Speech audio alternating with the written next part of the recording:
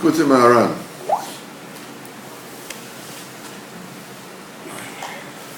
All right, so we're holding by Seif Hey. After we explained that the really great Rebbe and teacher can squeeze down and embed a huge seichel, huge intellect, huge understanding of a sugas in elokus, of comprehending godliness in the lower seichel, in a simple seichel. By being able to do that, even the smallest people like us can also understand and grasp Kodesh Baruch Hu. And afterwards, we also explained that in order to be able to have access to the low seichel, I mean, it's not just up to the Rebbe to be able to explain it, to put it in the low seichel. There's something that we need to be able, need to be able to do to get access to the slow seichel, so that the tzaddik can be malbish the sagas lekuz to us. That is done through the bittul of actually a hatred of greed, hatred of money. And now the Rebbe is going to explain that after a person was zeicha to this lower seichel, you're zeicha to detest greed, mamash to hate it, that a person that is zeicha to this seichel, which is the malchus, he has to inject it with life, with longevity. We see this concept repeating itself again in quite a few Teres in Likutei Moharan. We learn in Likutei Halachas, in Ilchas Limud Torah, Ilchas Tefillah, Halacha Aleph, that is based on Torah Nun Vav. We said that the Malchus buries those who own it, those who are in position of authority. And what you need to do is you need to inject it with longevity. You need to inject it with chayes. This is done through Torah. We said that's the reason why every single day we say Asher B'Aletzion. That's Limud Torah, that injects it with chayes in days which are Yemei Ratzon, Monday and Thursday and Shabbos by Mincha. So we learn in the Torah itself, because the Torah is the medium that carries the chayas. We explained that Kodesh Baruch Hu is life. Now, a person's name or anybody's name encapsulates the mahus kaviyachol. Now, all the words of the Torah are the names of the Kodesh Baruch Hu. But the names of the Kodesh Baruch Hu, which are chopped down to nuggets. Bereshis is a receptacle, a keli that has elokus. Bara is another one. Elokim, bigger one. Es is another. Now these are all buckets, that you fill with elokus, because a torrent of elokus is a tsunami, and when there's a tsunami of the best thing in the world, it drowns. It doesn't matter. I mean, if a person stands out and he gets a tsunami of wheat from a wheat silo, that just comes down, and I'll kill him. A lake, people drown. Why? Because there's no keli, there's no, in order to be able to sustain it, you need keli. So the whole Torah, the letters, the words, the psukim, the parshas, that these are all containers with which to bring about the life. And by laning, you bring about chayas. And that's why we said the melech, obviously he's the one that the malchus is mekabel ba'aleh, the melech is the one who nobody typifies, authority more than a melech. So he's the one supposed to inject his authority, his malchus, with life more than anybody else. That's what the Torah says, that a melech has a mitzvah of writing 2 Sefer Torahs. One of them is supposed to be with him at all times. And he will read in it all the days of his life. The pshat is that he is supposed to learn, every day. But beyond that, the Rebbe says that when you want to call life, when you want to bring life in Kodesh Baruch Hu, you have to call him.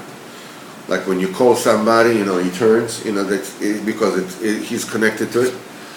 So by calling Kodesh Baruch Hu, by learning Torah, you're calling every single word, you're calling Hashem, that's his name. And with this, you're getting life. That's what it says by a melech, v'kara bo yikol yimei chayav. A melech is calling with the Sefer Torah all the days of his life. How a life parsons, how does a person live his life day by day, right? Every day is another keli. Every day is another container of existence. So here we see again, a person needs to be zocher to malchus. Now the malchus is sechel tachton, that's the lower sechel. The way to achieve it, the way to have access to it is through hating a tavos moment. Hating money. Now the Rebbe says a similar concept that we'll learn in Torah and Vav. A person has to inject the malchus with longevity. That's true. So it can exist. It says as follows: Umi sheyesh lo oisa chochmo, and whoever it is that has the lower malchus, the sechel tachton, you have to see to it, you have to be attentive to inject it with vitality. To enliven and to sustain the lower chokhmah that he has. Commensurately with the kinds of lower chokhmah that exists in every single world in the world. The ikar chayus, then it says it, and the live juice, the live electricity of the chayus is called or aponim. In the upper oiliness is called the life of the face. And when Kodesh Baruch Hu turns to the world, which means that Kodesh Baruch Hu exposes himself kaviyachol to the world. He reveals himself to the world. That is life. That's what life is. B'chlal, the whole union of Brias HaOlamus, of creating the world. Rizal explains that Kadosh Baruch Hu is such a fierce, infinite, explosion, so to speak, of life that nothing else can exist except Kadosh Baruch Hu. There's nothing else outside of Kadosh Baruch Hu. So Rizal says that Kadosh Baruch Hu had to create a conceptual bubble, a bunker, a mamad that will black out the slight of a Kadosh Baruch Hu and will enable something else to exist. And because but then you have a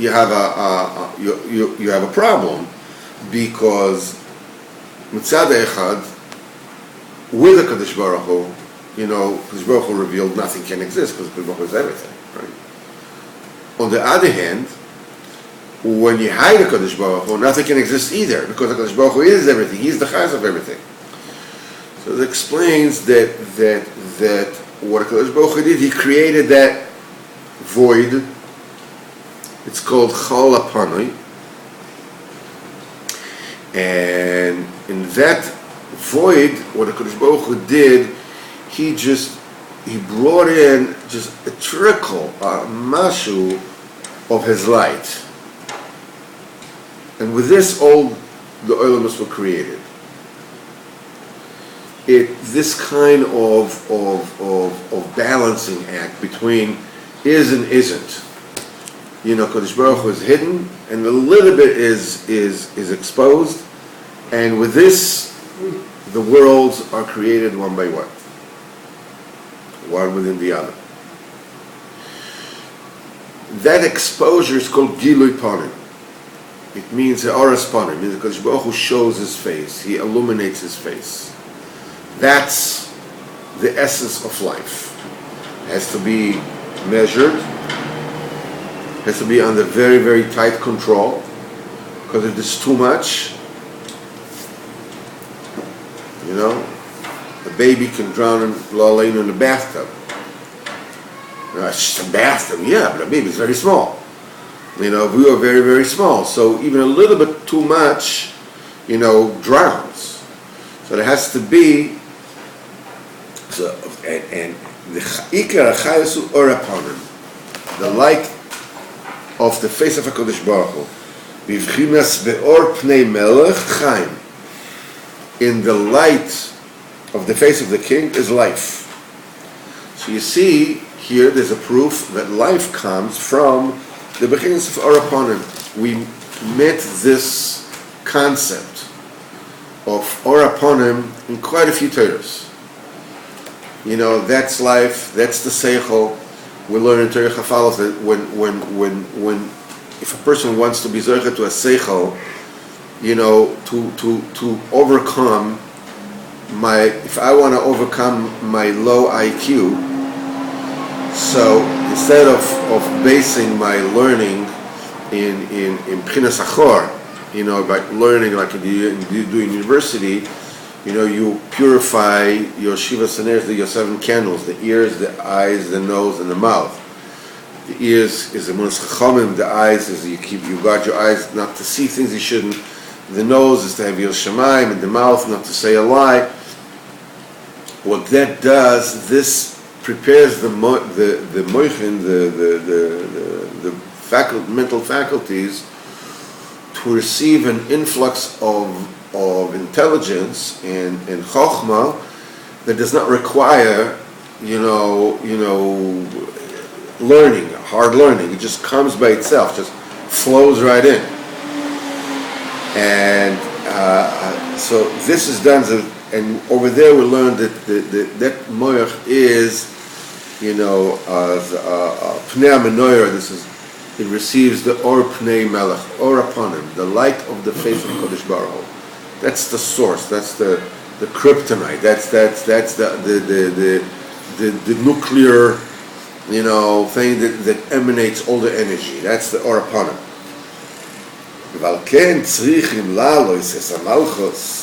What you need to do in order to infuse the Malchus with life,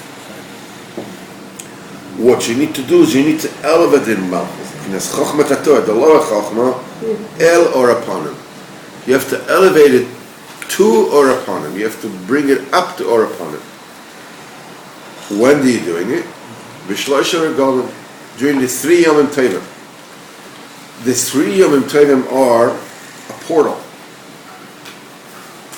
The 3 Yomim Tovim are the portal of Or Aponim. Every Yom Tov, it's called Es Rotzain. Es Rotzain. I'm trying to give you a better view, man.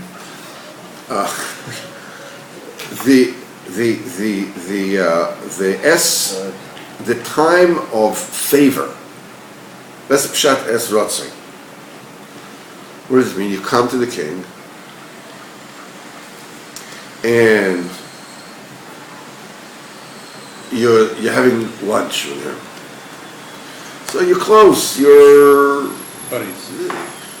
Well, let's not exaggerate, buddies, but The connection. Yeah, you're more intimate. You're more, it's not and the king is in a good mood. He's in a good mood, you can get a lot of things done. You can push through a lot of different agendas. I got a friend, he has a problem, and this and that. And I myself, I don't feel so well right here, when I breathe, I go, first I said, so don't do this. Okay.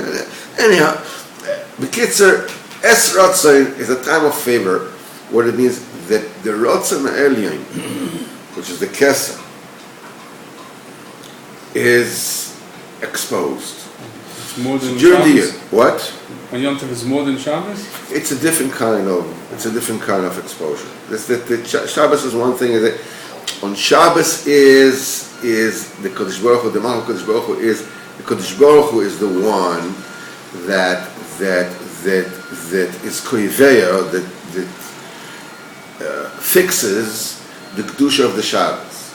You don't have any say about when Shabbos is. Yom Tovim is not so. Yom Tovim originally is based on Kiddush HaChodesh, because of the certain days of the month. Practically all the Yom Tovim, except Rosh Hashanah, all the Yom Tovim on the 15th of the month, in the middle of the month.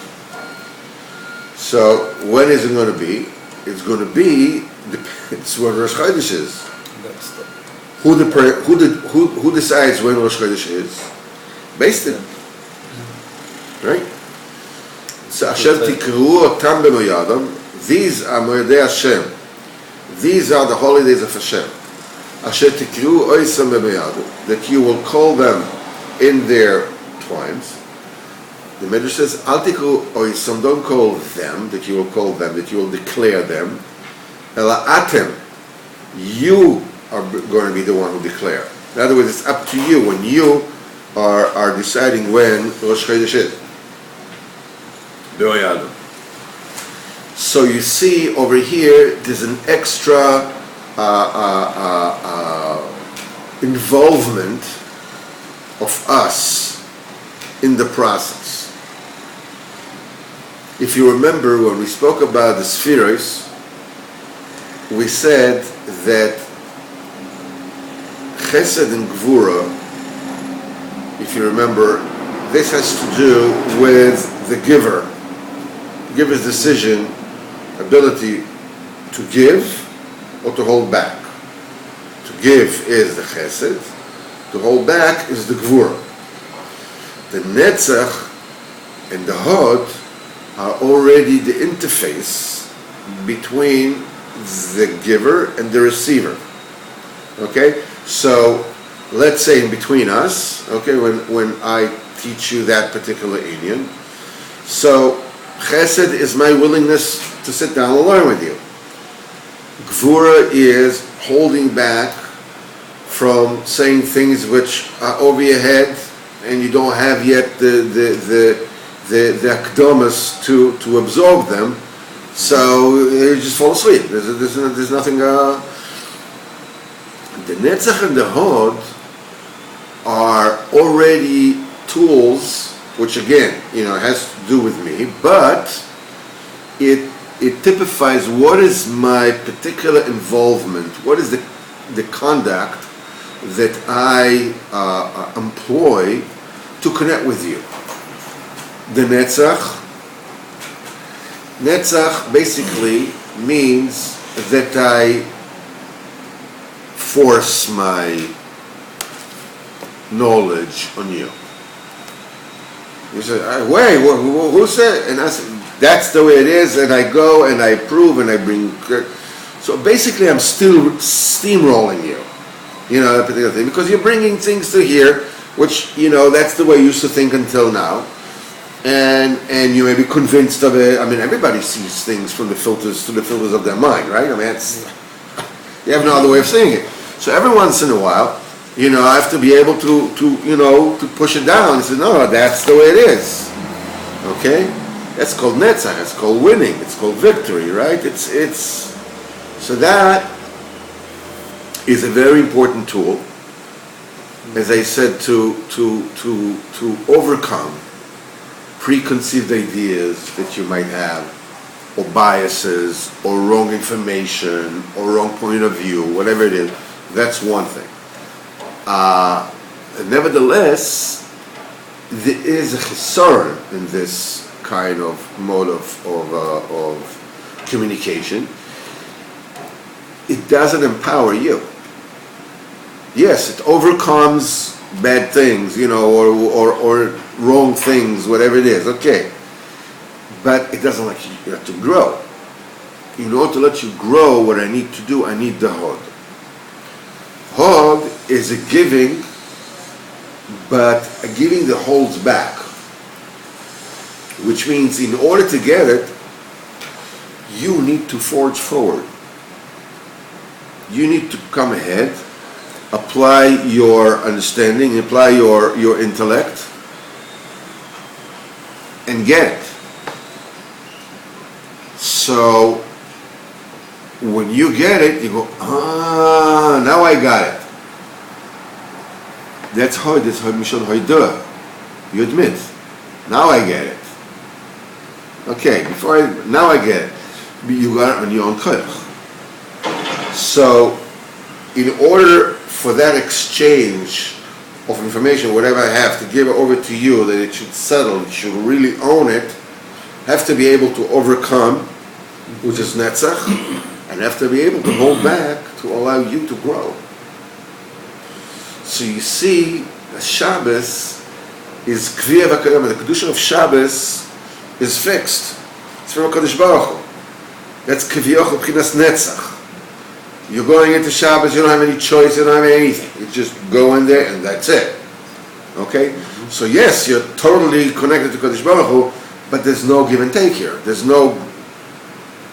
You don't elevate the Malchus, you don't elevate the Malchus to Or Upon. The Malchus goes up to Or Upon whether you like it or not.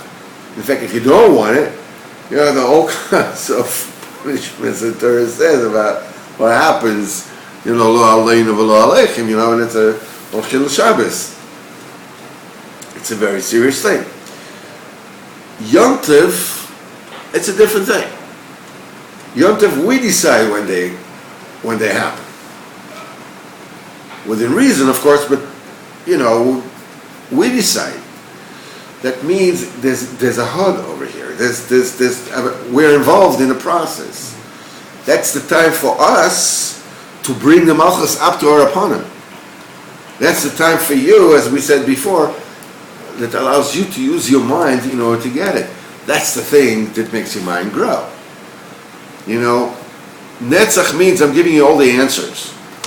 So yes, you can repeat them until you know them by heart. But it doesn't develop your mind. It's only when I hold some of the information back and there comes a question, like, wait. You have to force your mind to grow. This is how you learn. This is how you develop. This is how you grow. So in the Yom Tovim, this is when you bring up the Malchus to Or Upon. Shabbos Or Upon comes down and washes everything. There is total kedusha, but there's no growth. We're talking about the seichel hatachton. We're talking about the lower seichel that you wanted to get the Ora Elyon. You want the seichel Elyon. You want to grow and be able to understand things that you couldn't understand until now. Which means you want the seichel down to grow. So you need to be able to go up, to do something on your own. B'chinas hoid, as we said over here. We says that you have to elevate the Malchus to the B'chinas to El Or Uponim that shines in the three regalim. And now, with the reason that the Or Uponim shines in three regalim, ki ikar Or Uponim l'simcha. The essence of Or Uponim is joy. Moshe Kozov Lev Sameach Yetiv Ponim. A happy heart, beautifies and improves and the face. When a person is happy, his face is shining, right? The simcha makes a person beam, It is also through simcha that you're bringing down the Or upon this Bechina Elyoina, this light of this incredibly high Bechina, it's called Or upon him, you bring it down through Simcha. V'yikra Simcha min ha-mitzvahs. How do you get the Simchas? By doing mitzvahs. You notice, I'm not going to go on beyond that because this is very complex and I want to keep it, in small enough nuggets so that we can keep it. You'll notice a principle. The work is from below. Deed, mitzvahs, simchas ha-mitzvahs. We learn Torah Chaf Beis, we learn this unbelievable, you get to Tisha Tikkunim, the Tisha Heichelim, how do you get it? Simchas ha-mitzvahs. You're doing mitzvahs b'simcha. It all starts with doing the most elemental thing and infusing with the simcha. This is the thing that causes the highest bechina of them all to come down. Ad kan, Likutei Moharan for today.